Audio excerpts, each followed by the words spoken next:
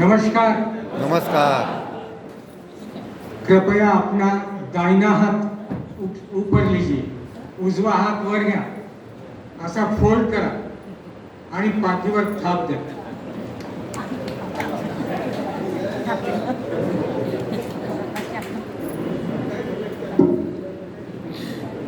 सबसे कठिन कार्य है अध्यक्षीय समारोह, क्योंकि सभी ओपनिंग बैट्समैन आकर चले गए और आखिरी में मैं आ रहा हूं। और पिछले 30 साल मैंने अध्यापन का कार्य किया है। फर्स्ट पीरियड, सेकंड पीरियड में विद्यार्थी 100% हाजिर होते हैं। बाद में विद्यार्थी का मन नहीं लगता, कुछ विद्यार्थी गायब होते हैं और जो आखिरी बचे कुछ विद्यार्थी हैं उनको पढ़ाने की जिम्मेदारी अध्यापक को आती है। और दूसरी बात यह है कि मुझसे पहले जो वक्ता आकर कुछ अपना विचार रखे हैं, उन सभी बातों का मुझे अवलोकन करना पड़ता है, तो इसमें रिवीजन का चांसेस है। वो भी सुनना पसंद नहीं करते लोग, तकलीफ इसलिए होती है। इस शुरुआत के साथ में मैं मेरे वक्तव्य को आरंभ करता हूं। आदरणीय मंच,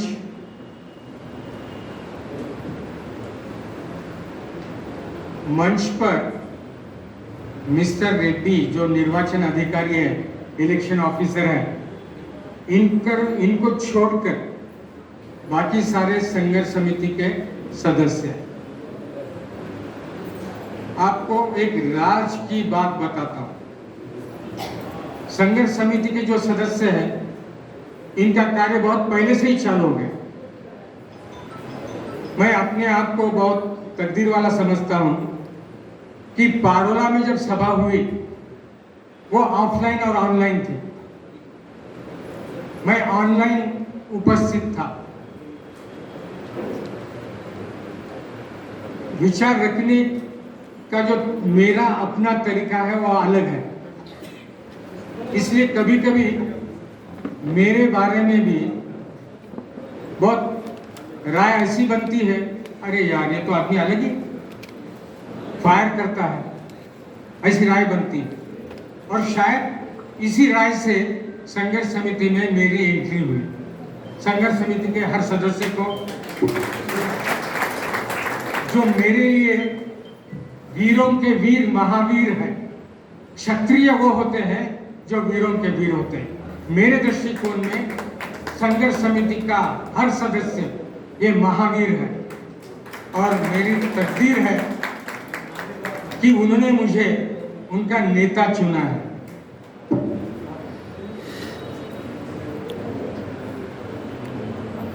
सर्वप्रथम हमारे आराध्य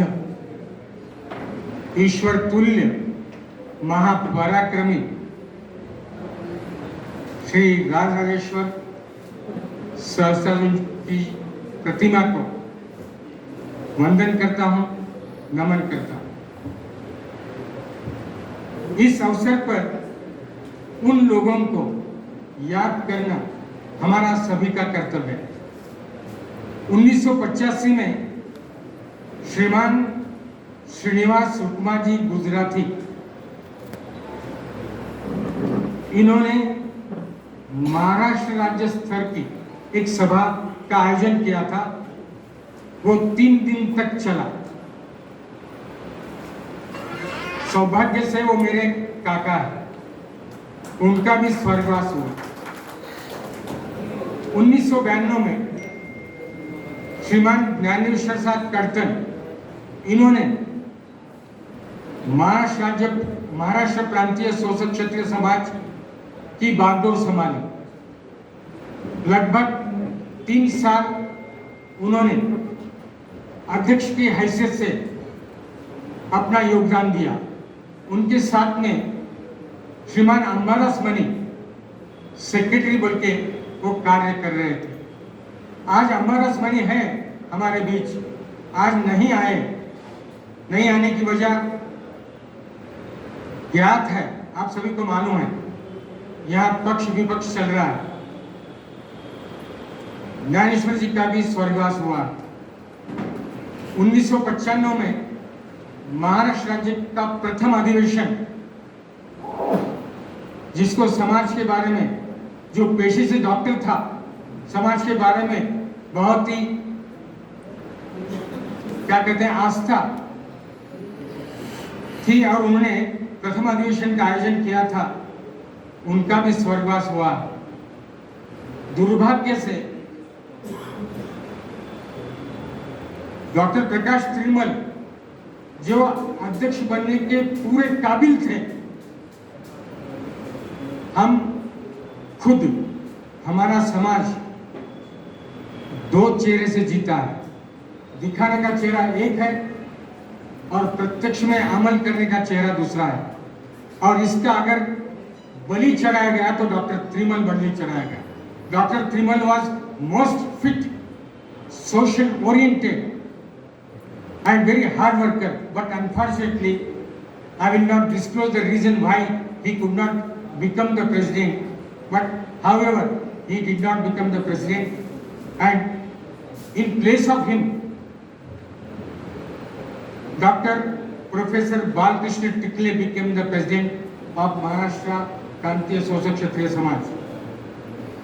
आज ये चारों भी हमारे बीच नहीं है, इसलिए इनकी पावन स्मृति को इस अवसर पर याद करना ये हमारा फर्ज है और अध्यक्ष की हैसियत से वो फर्ज अदा करने के लिए आपके सम्मुख में खड़ा हूं। मैं 2008 में प्रोसीजर से जो इलेक्शन हुआ और इलेक्शन होकर मेरे मित्र जयवंत शाह, हीरालाल साहब पवार अध्यक्ष बने, मैं इनको भी सलाम करता हूं। भले वो आज हमारे साथ में नहीं है, कल जरूर वो हमारे साथ में आएंगे, क्योंकि संगमनेर ग्राम सभा का जब मैं विचार करता हूं, संगमनेर ग्राम सभा में जो हमारे समाज का कार्य हुआ है, सारे हिंदुस्तान में किसी भी ग्राम सभा ने वो कार्य नहीं किया। इसलिए जयवंत पवार को मैं सैल्यूट करता हूं।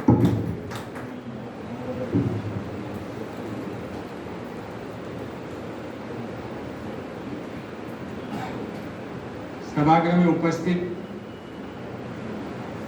सभी देवियों और सज्जनों,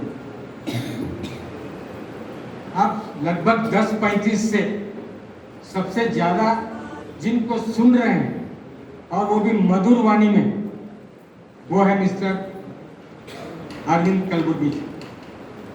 एक उत्कृष्ट संचालन कौशल्य और जब भी कोई कार्यक्रम का वो संचालन करते हैं तो अपनी जान डाल देते हैं। जान डालने वाले बहुत कम हैं, खास करके क्षत्रिय समाज में। जान लेने का मालूम है, कुर्बानी देने का मालूम है, यहाँ जान डालने वाला एक हमारा भाई हमारे बीच है, मैं सलाम करता हूँ। मंच पर मिस्टर विलास कट्यारे ये पेशा से पत्रकार, लेकिन एक पत्रकार भी जिसको अपने समाज, जिस समाज को वो बिलोंग करते हैं, उस समाज के बारे में 100% आस्था है। प्राध्यापक टिकले जी को बिठाने में प्राध्यापक टिकले जी को बिठाने का मतलब कुर्सी पे नहीं, कुर्सी से बाहर बिठाने में, और जयवंत शाह, हीरालाल साहब पवार को कुर्सी पर बिठाने में अगर मैक्सिमम क्रेडिट किसी को जाता है वो है मिस्टर विलास कट्यारे। विलास कट्यारे को आप सभी सुन रहे थे, मैं भी सुन रहा था। बहुत सेंटिमेंटल आदमी है। जब कभी कोई बात निकलती है तो इनको इतना गुस्सा आता है, इनको शांत करना पड़ता है। कल रात में जब हमारी सभा संपन्न हुई तब उनको बताया था कि भाई एक घमेले में, टोकरी में थोड़ा सा बर्फ लेकर सर पे रख के आइए, क्योंकि कब क्या बोलना कभी कभी भूल जाते हैं। शायद पत्रकार कभी कभी आजादी का इतना गलत फायदा ले सकता है, अपने कर्तव्य को भी भूल सकता है। एक क्षण का भी विलंब नहीं रखते हो, इमीडिएट गर्म होते हैं। हमने उनको कहा कि थोड़ा सा आप शांत होइए, क्योंकि इसी वजह से इनके बारे में समाज में इतनी गलतफहमियां हैं। इनको लोग दोस्त कम दुश्मन ज्यादा देखते। तो इनको भी मेरी विनती है कि भाई पत्रकारिता के साथ में थोड़ा समाजकारण भी कीजिए। आप कर रहे हैं, लेकिन मिठास से अगर माधुर्य लेना है तो इधर अपने पास इतना जबरदस्त मिसाल है कि देखने का काम नहीं है। जब कभी क्षत्रिय समाज का, विशेषता महाराष्ट्र प्रांतीय शोषक क्षत्रिय समाज का इतिहास लिखा जाएगा, कुछ लोग जिसमें से विलास कटारे का नाम भी स्वर्ण अक्षरों में लिखा जाएगा। विलास कटारे ने शेड्यूल 1 शेड्यूल 10 की बात की है। बहुत से वक्ताओं ने इतनी बातें कही थी, अपने इतने विचार रखे कि एज ए चार्टर्ड अकाउंटेंट विचार रखने के लिए कुछ बाकी नहीं है। सिंपल एक बात ही रखूंगा, शेड्यूल 1 और शेड्यूल 10 बहुत इंपॉर्टेंट शेड्यूल होते हैं, जैसा आपको भी पता है। वेरी अनफॉर्चुनेट, दुर्भाग्य की बात है, आज भी सरकारी दफ्तर में हमारे अध्यक्ष कौन है? प्राचार्य प्राध्यापक बालकृष्ण टिकी। 1995 जो नाम लगा, आज भी वही नाम है। उस कार्य करने के हमारे जो आदरणीय कार्यकर्ता थे, उसमें से कुछ तो अल्लाह को प्यारे हो गए, फिर भी वो रिकॉर्ड पर है। तो शेड्यूल 10 की बात जब हम करते हैं, शेड्यूल 10 का मतलब है कोई अमेंडमेंट होगा, बायलॉज में अगर कोई अमेंडमेंट है तो शेड्यूल 10 में एंट्री होती है।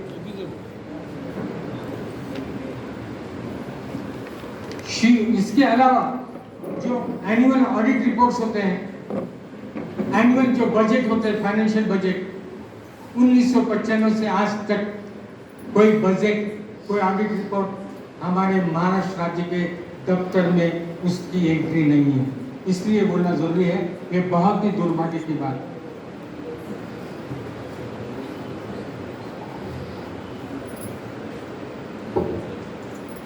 नासिक शहर का भी उल्लेख हुआ। सनातनी धर्मियों के लिए, हिंदू धर्मियों के लिए नासिक शहर का एक अलग पावित्र्य है। ये शहर मंदिरों का शहर के नाम से जाना जाता है। गोदावरी नदी, जिसको हम दक्षिण गंगा कहते हैं, उसका जो उद्गम स्थान है वो भी इसी जिला के त्र्यंबकेश्वर से पास में ब्रह्मगिरी नाम का जो पर्वत है, वहां से उसका उद्गम स्थान हुआ है। ये शहर गोदावरी के तट पर है, इसलिए शहर पवित्र है। और इस पवित्र स्थल पर पवित्र कार्य करने के लिए आप सभी एकत्रित हुए, इसलिए आपका तहे दिल से मैं स्वागत करता हूं, अभिनंदन करता हूं। ग्राम सभा की ओर से जो भी प्रतिनिधि भेजे गए हैं, मैं उनका अभिनंदन करता हूं। साथ में उनको स्मरण देना चाहता हूं कि आपका नॉमिनेशन जो हुआ है वो ईश्वरीय कार्य है। हमारे राइनिज्म में हमारा कार्यकाल सिर्फ 1 साल का होता है। हम प्रेसिडेंट बनते हैं 1 साल के लिए, डिस्ट्रिक्ट गवर्नर बनते हैं 1 साल के लिए, 50 लाख रुपए खर्च करके हम बनते हैं, 1 साल हमारा कार्यकाल होता है। या तो 5 साल है। आपको जो भी करना है, इतिहास रचना है, तो आपके लिए 5 साल का क्या है, टाइम लिमिट है। तो आप अपना नाम इतिहास में दर्ज करवा सकते हैं। इतना जरूर मैं आपको याद दिलाना चाहता हूँ, और अपना नाम रोशन जरूर करिएगा, आपको एक मौका मिले। इस अवसर पर मेरे कुछ भाई और बहनें उन्होंने अपना विचार रखा है। संक्षिप्त में उनके बारे में थोड़ा सा मैं अपनी कवरेज देना पसंद करूंगा। क्षत्रिय साहू जी ने कहा कि संगठन ही शक्ति है। बात सही है। हम अगर डिवाइड होते हैं तो होता क्या है, हमारी यूनिटी खत्म हो जाती है। जहाँ यूनिटी नहीं है वहाँ कुछ नहीं है। उन्होंने अपनी दानशूरता का भी एहसास करवाया। अगर कोई अच्छा कार्य आप करने वाले हैं, संघर्ष समिति को संबोधन किया कि पहला जो 11,000 है वो राशि में आपको डोनेशन के तौर पे देना चाहूँगा, ऐसा उन्होंने यहाँ पे वचन दिया है। इनके वचन को मद्देनजर रखते हुए मैं सदन को आह्वान करता हूँ कि आप भी क्षत्रिय हो, आप भी इस दानवीरता को मिसाल समझकर जेब खाली करने की तैयारी रखिए, क्योंकि संघर्ष समिति के पास बहुत कार्यक्रम पड़े हैं। श्रीमान शंकर साहब दगड़ू जी ने कहा, ये बात सही है कि मानवत एक ऐसा शहर है जहाँ से कम 40 डॉक्टर्स और कम से कम 50 इंजीनियर्स दिए सो है। और परभणी डिस्ट्रिक्ट ये एकमेव जिला का स्थान है कि जहाँ पर मानवत से चार्टर्ड अकाउंटेंसी कोर्स करने गए, उसमें से एक हमारा भाई जो क्वालिफाई हुआ वो लेकिन हमारे संपर्क में नहीं है। तो कहने मतलब क्या है, मानवत की मिट्टी में बहुत क्या बोलते ताकत है, ये बात सही है। और उन्होंने समाज में उच्च शिक्षित लोग सामने आना चाहिए, ये बात को उन्होंने जोर दिया। ये बिल्कुल बात सही है, मैं उनके बात को समर्थन देता हूँ। बाद में आए थे आरएस साहू जी, उन्होंने कहा था पद, मराठी शब्द है, शेवटी पद कुणी दिलेलं असतं, या समूहाने दिलेलं असतं ते पद। म्हणून समूहाची इच्छा काय आहे ती त्या पदावर बसलेल्या व्यक्तीच्या डोक्यात असणं गरजेचं।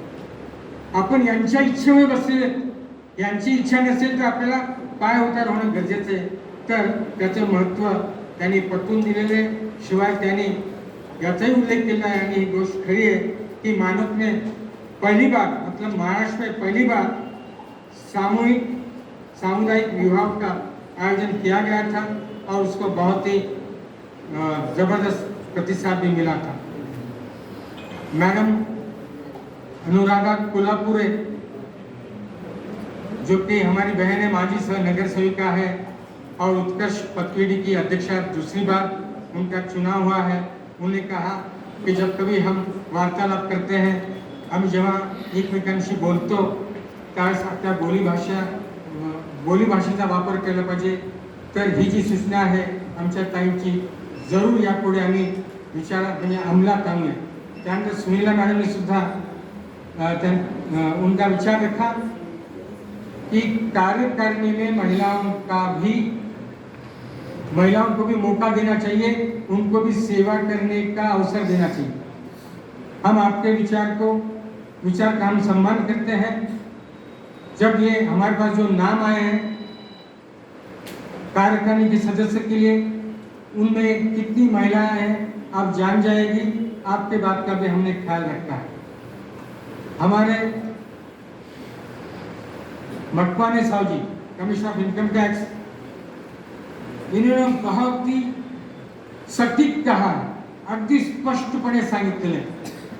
मी एक त्रयस्थ व्यक्ती म्हणून या सभागृहामध्ये उपस्थित आहे। क्या योग्य है और क्या अयोग्य है, इतना ही मैं जानने के लिए आया हूं। नहीं मैं आपका समर्थन कर सकता हूं, ना हमारे जो विपक्षी है दुर्भाग्य से, ना उनका भी मैं समर्थन करने आया है।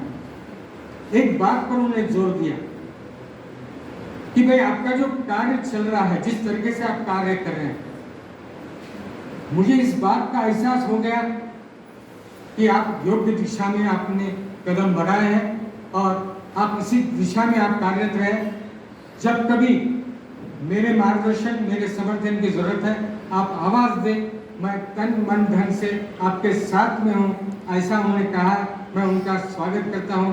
आदरणीय अरुण साहू जी, जो हमारे समाज के एक बहुत ही ऐसे पोस्ट पे बहुत कम लोग हमारे कार्य थे हैं, रिटायर्ड जज, उन्होंने भी अपने मौलिक विचार रखे हैं, उन्होंने भी हमारा मार्गदर्शन किया है, इसलिए उनका भी मैं यहाँ पर स्वागत करता हूँ, उनको विचारों का। और हम कोशिश करेंगे कि यहाँ पर सभी भाई और बहनें जिन्होंने उनके विचार रखे हैं, उनके दिखाए गए मार्ग पर इसके बाद भी जब कभी आपको मौका मिलेगा, आप हमको मार्गदर्शन कीजिए, क्योंकि नोबडी इज परफेक्ट। हर आदमी को कोशिश करनी पड़ती है। आप भी कोशिश कीजिए कुछ अच्छा करने की, आने वाले पीढ़ी को की मिसाल बने कि ये लोग थे जिन्होंने कुछ अच्छा काम किया है।